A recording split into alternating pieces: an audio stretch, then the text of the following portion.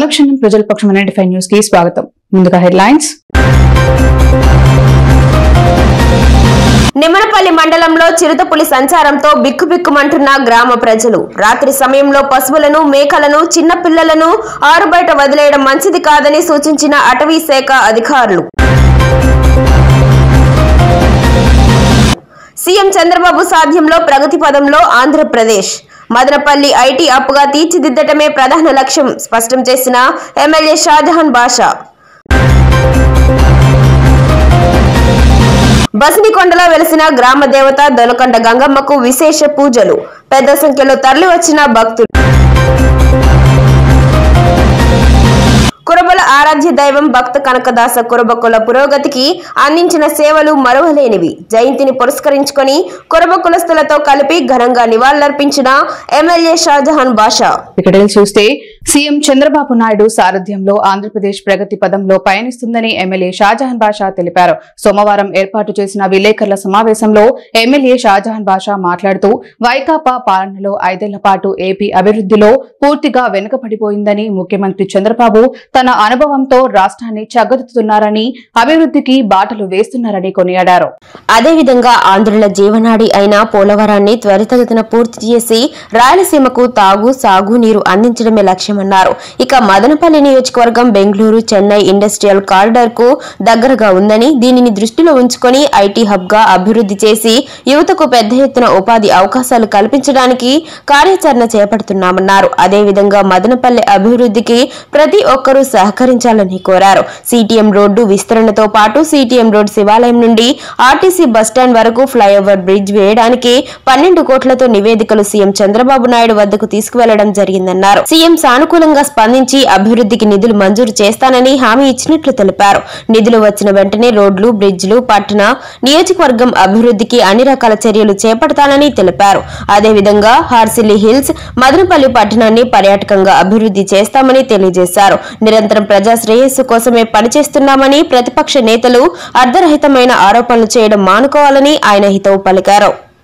ఈ కార్యక్రమంలో Nadendla Vidyasagar, Nagurvalli, Shamsheer, SM Mastan, SM Rafi, Ratakonda Gurrappa Naidu, Ramasetti Neelakanta, Ratakonda Srinivasulu Naidu, Naveen Chowdary, Panikar Reddy, JV Ramana, Kalakada Venugopal, Ratakonda Madhubabu, Raghupathi Naidu, Nadendla Sivanna, Kamalamarri Krishna, Bommisetti Purushottam, Modam Siddappa, Beedam Gurunath Yadav, Errabelli Venkataramanareddy, Makineni Chandrasekhar, Challa Narasimhulu, Penchupadu Swamy, JCB Madhusudan Reddy, JCP Venu, Baba, Dubbigarla Bhaskar, Chukka Vijay Kumar Reddy, Royals, Poola Murali, Manjunath, Puli Mahalakshmi, Hasina, Jafar నిషా, జయచంద్ర, జీవి Naidu, rice mill Shashi, Naushad బాషా, Kancharla Mallikarjuna Naidu, Vijayamma, JCB Eshwar Naidu, Medipalli Shankar Naidu, Nagamani, TDP నాయకులు, కార్యకర్తలు పెద్ద సంఖ్యలో పాల్గొన్నారు.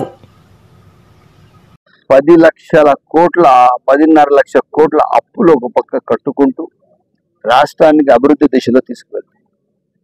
ఈ రాష్ట్ర అభివృద్ధికి కారకులు, రూపకర్త పెద్దలు చంద్రబాబు నాయుడు గారు.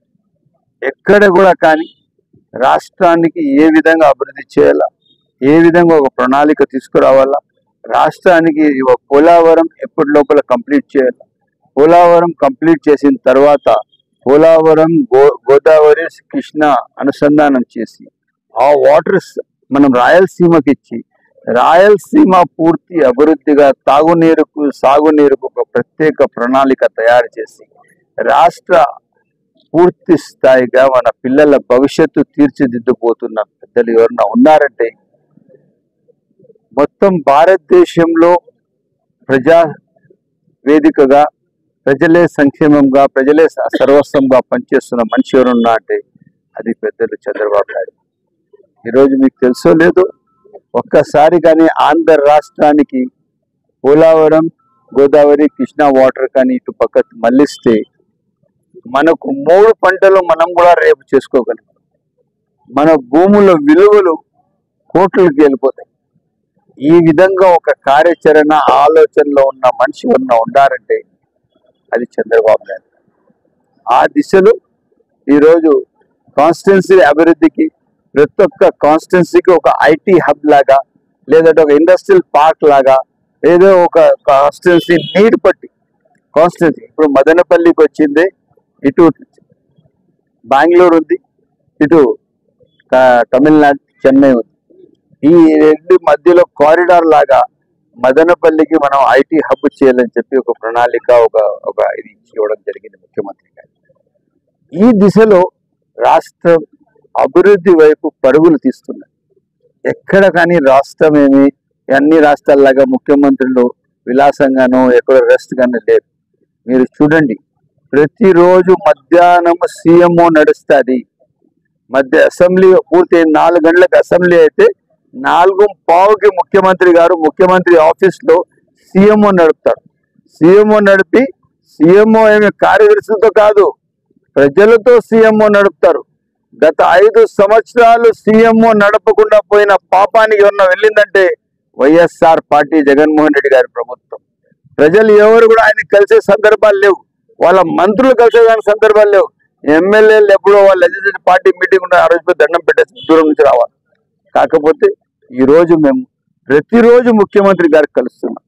అసెంబ్లీ ఉన్నా లేకపోయినా 4 గంటలకు మీరు స్టేట్ మన రాష్ట్ర ఏదైతే సచివాలయం ముందు సెక్రటేరియట్ లో వెళ్తే ముఖ్యమంత్రి గారి ఛాంబర్లో ముఖ్యమంత్రి గారు కలుస్తున్నాం. సీఎంఆర్ఎఫ్లు ఇప్పటికే దాదాపు మదనపల్లికి దాదాపు 40 నుంచి 50 లక్షల రూపాయలు శాంక్షన్ అయినాయి. రేపు వారంలో సీఎంఆర్ఎఫ్ చెక్కులు కూడా రాబోతున్నాయి. ఇదే కాకుండా మదనపల్లె కోఆపరేటివ్ టౌన్ బ్యాంక్ నందు ఈ నెల 29న ఎన్నికలు నిర్వహిస్తున్నట్లు టౌన్ బ్యాంక్ ఎన్నికల అధికారి దుర్గమ్మ వెల్లడించారు.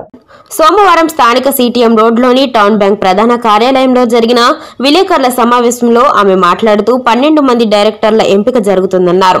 ఎన్నికల్లో పాల్గొనేవారు షెడ్యూల్ కులం, షెడ్యూల్ తెగల వారు 200 రూపాయలు, వెనుకబడిన తరగతుల వారు 400 రూపాయలు, ఇతరులు 1000 రూపాయలు నామినేషన్ ఫీజు చెల్లించాలన్నారు. ఎన్నికల్లో ఓటు హక్కును వినియోగించుకునేందుకు ఏ క్లాస్ సభ్యులు బ్యాంక్ నందు ఐడెంటిటీ కార్డులు పొందాలన్నారు. 22న నామినేషన్ల స్వీకరణ, 23న నామినేషన్ల పరిశీలన, 24న నామినేషన్ల ఉపసంహరణ అనంతరం సాయంత్రం 5 గంటల తర్వాత అభ్యర్థుల తుది జాబితా, ఎన్నికల గుర్తుల కేటాయింపు. ఈ కార్యక్రమం అంతా బ్యాంక్ ప్రధాన కార్యాలయంలో నిర్వహిస్తామన్నారు. అభ్యర్థుల ఎంపిక 12 మంది మాత్రమే మిగిలితే ఏకగ్రీవంగా ఎన్నికైనట్లు ప్రకటించడం జరుగుతుందని, లేని పక్షంలో ఎన్నికలు 29న శుక్రవారం ఉదయం 7 గంటల నుంచి మధ్యాహ్నం 2 గంటల వరకు సొసైటీ కాలనీ క్రాస్ నెహ్రూ పురపాలక ఉన్నత పాఠశాల నందు 12 మంది సభ్యుల ఎంపికకు ఎన్నికలు నిర్వహిస్తామన్నారు. ఎన్నికల అనంతరం అదే రోజు ఓట్ల లెక్కింపు చేసి ఫలితాలను వెల్లడిస్తామన్నారు. అనంతరం సీఈఓ పివి ప్రసాద్ మాట్లాడుతూ గుర్తింపు కార్డులు లేని ఏ క్లాస్ మెంబర్ల వెంటనే 2 పాస్పోర్ట్ సైజ్ ఫోటోలు, ఆధార్ కార్డు బ్యాంక్ నందు సమర్పించి గుర్తింపు కార్డు పొందాలని తెలిపారు. ఆ తర్వాత 22 షెడ్యూల్ కూడా మీకు ఆల్రెడీ చెప్పున్నాము, మళ్ళీ ఇంకోసారి చెప్తాను. నవంబర్ 22న నామినేషన్ స్వీకరిస్తామండి. తర్వాత 23న స్క్రూటినీ జరుగుతుంది. 24 నవంబర్న విత్డ్రాల్స్ జరుగుతాయి. నవంబర్ 24 సాయంత్రం 5 గంటల తర్వాత ఆ కంటెస్టింగ్ క్యాండిడేట్స్ ఫైనల్ లిస్ట్ అనేది మేము డిస్ప్లే చేస్తాము. ఎన్నిక అనివార్యమైతే కనుక నవంబర్ 29వ తేదీన ఎలక్షన్స్ జరుగుతాయండి. ఈ ఎలక్షన్స్ ఎక్కడ జరుగుతాయంటే కనుక సొసైటీ కాలనీ నందు ఉన్న నెహ్రూ మున్సిపల్ హై స్కూల్లో జరుగుతుందండి. అది ఎన్నిక టైం వచ్చేసరికి, పోలింగ్ టైం వచ్చేసరికి మార్నింగ్ 7 to ఆఫ్టర్నూన్ 2 PM వరకు జరుగుతుంది. ఆ పోలింగ్ కంప్లీట్ అయిన తర్వాత కౌంటింగ్ స్టార్ట్ అవుతుందండి. ఆ నెక్స్ట్ డే, ఆ మరుసటి రోజునే అంటే నవంబర్ 29 తర్వాత 30న ఆఫీస్ బేరర్స్ ఎలక్షన్స్ జరుగుతారండి. ఆ తర్వాత మేము ఈ టౌన్ బ్యాంక్ సభ్యులకు చెప్పదలుచుకున్నది ఏమంటే, భక్త కనకదాస జయంతిని పురస్కరించుకుని మదనపల్లి ఎమ్మెల్యే షాజహాన్ బాషా ఆధ్వర్యంలో తన నివాసం వద్ద ఏర్పాటు చేసిన భక్త కనకదాస చిత్రపటానికి పూలమాల వేసి ఘనంగా నివాళులర్పించారు. కురవకుల ప్రముఖుల ఆధ్వర్యంలో నిర్వహించిన ఈ కార్యక్రమంలో బెల్లే రెడ్డి ప్రసాద్, కప్పల శ్రీరాములు, తెలుగుదేశం పార్టీ మాజీ మండల అధ్యక్షుడు రాజన్న, జేసీబీ వేణు పాల్గొన్నారు. ఈ సందర్భంగా ఎమ్మెల్యే మాట్లాడుతూ కురవకులంలో జన్మించిన భక్త రామదాసు 97 ఏళ్ల పాటు జీవించాలని, దక్షిణ భారతదేశంలో కురుభక్కుల వ్యాప్తి కోసం, వారి అభ్యున్నత కోసం ఎన్నో బృహత్తర కార్యక్రమాలు చేపట్టారని, కురవకుల ఆరాధ్య దైవంగా వెరసిల్లారని, వారు చేసిన త్యాగాలు భవిష్యత్తు తరాలకు ఆదర్శమని కొనియాడారు. ఈ కార్యక్రమంలో సంఘం శ్రీనివాసులు, కలకడ వేణుగోపాల్, నాయి బ్రాహ్మణ సంఘం మంజునాథ్, జీవి నాయుడు, పెద్ద సంఖ్యలో తెలుగు తమ్ముళ్లు పాల్గొన్నారు.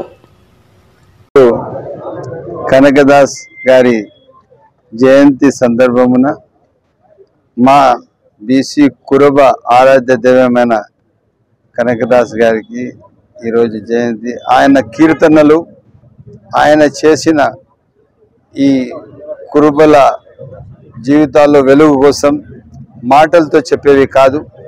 ఆయన కురుబల ఐక్యత కోసం, కురుబల మంచి జీవితాల కోసం, వాళ్ళ జీవితాల వాళ్ళ పిల్లల వెలుగు కోసం, పిల్లల భవిష్యత్తు కోసం పనిచేసిన కనకదాస్ గారికి ఆత్మశాంతిగా అటువంటి వాళ్ళు ఆరాధ్య దైవం. ఈరోజు కురుబలు ఎక్కడన్నా బాగుండారంటే వాళ్ళు చూపిన బాటనే దానికి ఒక నాంది అని చెప్పి తెలియజేస్తూ, అటువంటి మహనీయులు ఉండబట్టే భారతదేశంలో ఐక్యత, లౌకికవాదం అన్నీ మంచి కుటుంబ ఏదైతే ఈ వెనుకబడిన జాతులకు ఒక వెలుగు వచ్చింది.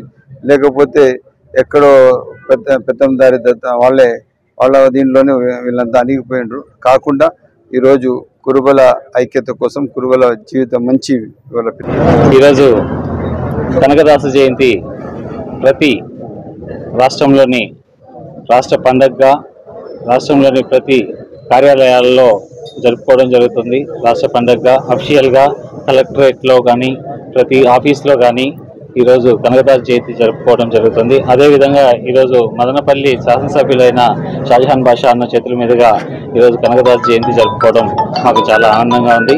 ఈరోజు కనకదాసు గారు ఉడిపిలో 1509 సంవత్సరంలో పుట్టి 1606లో మరణించడం జరిగింది. ఆయన ఈ 97 సంవత్సరాల జీవిత కాలంలో ఎక్కువ భాగం కురుబల యొక్క చైతన్యం కోసం, కురుబల యొక్క అభ్యున్నతి కోసం, వాళ్ళ యొక్క అభివృద్ధి కోసం చాలా కష్టపడి పాటుపడి ఆయన గ్రామాన తిరిగి ఎవరైతే వెనుకబడి ప్రాణాపాయ స్థితిలో ఉన్నవారికి రక్తదాన సేవలు, ఆకలితో ఉన్నవారి కోసం మదనపల్లి గుర్రంకొండ ప్రాంతంలో ఫుడ్ బ్యాంక్ సేవలు, అమ్మాయిల కోసం శానిటరీ ప్యాడ్ బ్యాంక్ సేవలు, క్యాన్సర్ బాధితులకు హెయిర్ డొనేషన్, ఆఖరి చూపు కోసం ఉచిత బాడీ ఫ్రీజర్ బాక్స్ వంటి సేవా కార్యక్రమాలతో పలువురికి ఆదర్శంగా సేవలు అందిస్తున్న హెల్పింగ్ మైండ్స్ గత 10 ఏళ్ల కాలం నుండి హిందూ, ముస్లిం, క్రిస్టియన్ సోదరుల మత సామరస్యంతో సోదర భావాన్ని పెంపొందిస్తూ పవిత్ర అయ్యప్ప స్వామి మాల ధరించిన అయ్యప్ప స్వామి భక్తులకు భిక్షా కార్యక్రమం నిర్వహిస్తున్నారు.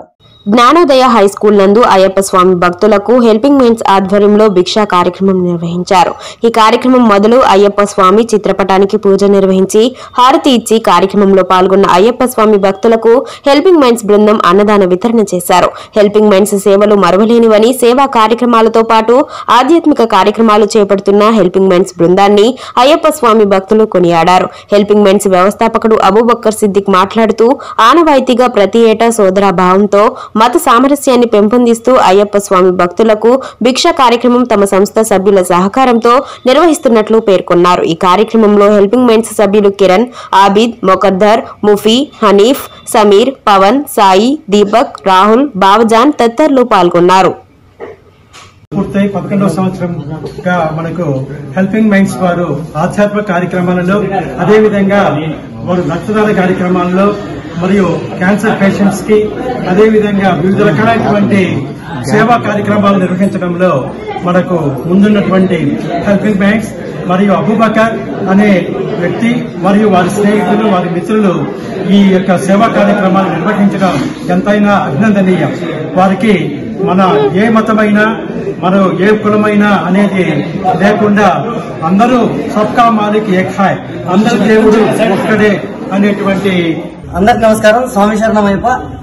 గత 10 ఏళ్ల నుండి, అంటే ఇది 10వ సంవత్సరం, సోదర భావంతో మత సామరస్యంతో హెల్పింగ్ మైండ్స్ అడుగులు వేస్తూ ఇటువైపు సేవా కార్యక్రమాలు, ఇటు ఆధ్యాత్మికతను పెంచుతూ పవిత్ర అయ్యప్ప మాలధార చేసినటువంటి అయ్యప్ప స్వాములకు ప్రతి సంవత్సరం ఆనవాయితీగా జ్ఞానోదయ హైస్కూల్ వేదికగా అయ్యప్ప స్వాములకి భిక్షా కార్యక్రమం నిర్వహిస్తున్నాం.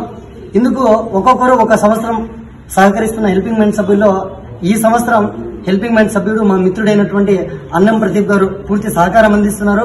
ఇక్కడ ఉన్న అయ్యప్ప స్వాములకి మేము అందరికి చెప్పేదంటే 11 ఏళ్ల నుండి హెల్పింగ్ మైండ్ సేవలు అనేది అతి పురాతన దేవాలయంగా ప్రసిద్ధిగాంచిన శిథిలావస్థకు చేరుకున్న బసినికొండ దొనకొండ గంగమ్మ దేవస్థానము పునర్నిర్మించి నెల రోజుల క్రితం వైభవంగా విగ్రహ ప్రతిష్టను చేసిన అమ్మవారి ఆలయంలో సోమవారం మేశ్రీ వెంకటరమణ ఆధ్వర్యంలో అమ్మవారి అభిషేకము, విశేష పూజలు నిర్వహించారు. ఈ కార్యక్రమానికి ముఖ్య అతిథులుగా బీజేపీ నాయకులు గుత్తా హరికృష్ణ సురేందర్ రెడ్డి పాల్గొన్నారు. అమ్మవారి భక్తులకు అన్న సంతర్పణ నిర్వహించారు. ఈ సందర్భంగా గుత్తా హరికృష్ణ, గుట్టల్ల వెంకటరమణ మీడియాతో మాట్లాడుతూ ఎంతో ప్రసిద్ధిగాంచిన అమ్మవారి ఆలయాన్ని పునర్నిర్మించి ఎంతో వైభవంగా విగ్రహ ప్రతిష్ఠించామని 42 రోజుల అనంతరం అమ్మవారి జాతర నిర్వహించడం జరుగుతుందని తెలిపారు. ఆలయ నిర్మాణానికి సహకరించిన ప్రతి ఒక్కరికి ఈ సందర్భంగా కృతజ్ఞతలు తెలియజేశారు. ఈ కార్యక్రమంలో విక్రమ్, చిన్నారెడ్డి, ప్రతాప్, భాస్కర, అప్పోడు, కార్తిక్, లోకేష్, పోలీస్ హర్ష, పెద్ద సంఖ్యలో గ్రామస్తులు, భక్తాదులు పాల్గొన్నారు. ఈ బసినకొండ గ్రామం నందు ఈ దొనకొండ గంగమ్మ అను గ్రామ దేవత వెలిసి సుమారుగా ఒక 300-400 సంవత్సరములుగా వెలిసి ఉన్నది. ఇక్కడ ఇప్పుడు ఆ గ్రామ దేవతను గ్రామస్తులందరూ ఏకతాటి మీదకి వచ్చి ఒక భవ్యమైన నవ్యమైన ఈ గుడి నిర్మాణం చేసి ఉన్నారు. ఇందులో భాగంగా 30 దినముల ముందు గ్రామ దేవతని ప్రతిష్ఠించి ప్రతి దినము నాడు గ్రామంలో ప్రతి ఇంటికి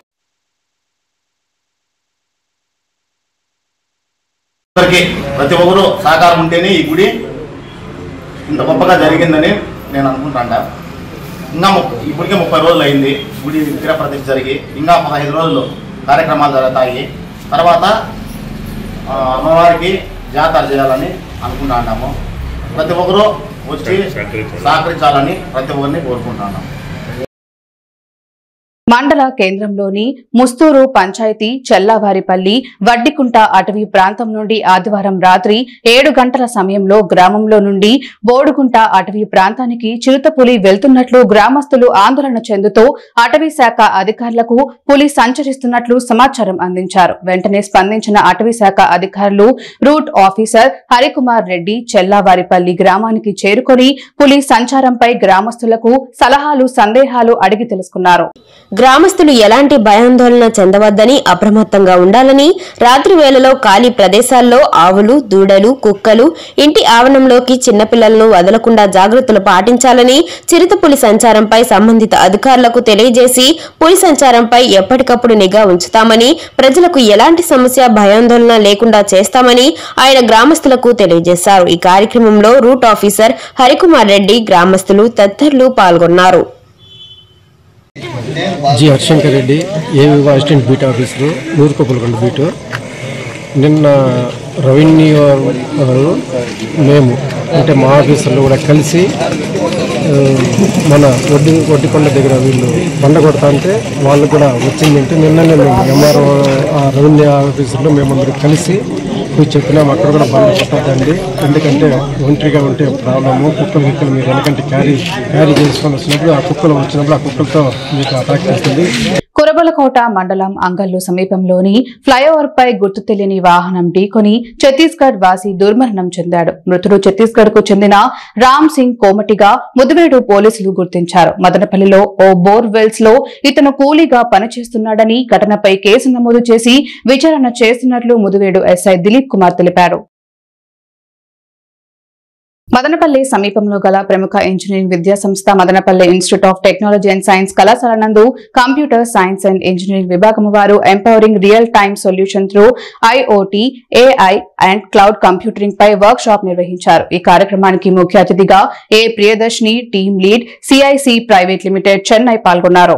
ఈ కార్యక్రమంలో ఆమె మాట్లాడుతూ ప్రస్తుతం మన టెక్నాలజీలో IoT, AI and cloud computing రంగంలో పరిశోధనలు మరియు ఉద్యోగ అవకాశాలు మెరుగ్గా ఉన్నాయని అన్నారు. స్మార్ట్ సిటీలు, హెల్త్ కేర్ మరియు ఇండస్ట్రియల్ ఆటోమేషన్ తో సహా వివిధ డొమైన్లలో వినూత్న మరియు నిజ సమయ పరిష్కారాలను అందించడానికి ఈ సాంకేతికతలు ఎలా ఏకీకృతం అవుతాయనే దానిపై సమగ్ర అవగాహనను అందించారు. విద్యార్థులు తాజా పరిశ్రమ పోకడలు మరియు అవకాశాలపై అవగాహన పెంచుకోవాలని, ముఖ్యంగా విలువైన సమాచారాన్ని ఎలా పొందాలనే విషయాన్ని మరియు భవిష్యత్ కెరీర్ మార్గాలను వివరించారు. ఐఓటీ, ఏఐ మరియు క్లౌడ్ కంప్యూటింగ్ ల ఏకీకరణ పరిశ్రమలను విప్లవాత్మకంగా మారుస్తుందని, ఈ అభివృద్ధి చెందుతున్న సాంకేతిక దృశ్యంలో విద్యార్థులు ముందుకు సాగడం చాలా కీలకమని అన్నారు.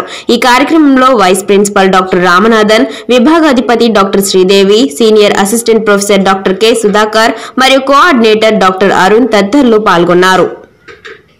అనుక్షణం ప్రజల పక్షం 95 న్యూస్ ఇంతటితో సమాప్తం. తిరిగి రేపటి బులెటిన్ లో మళ్ళీ కలుద్దాం. అంతవరకు సెలవు, నమస్కారం.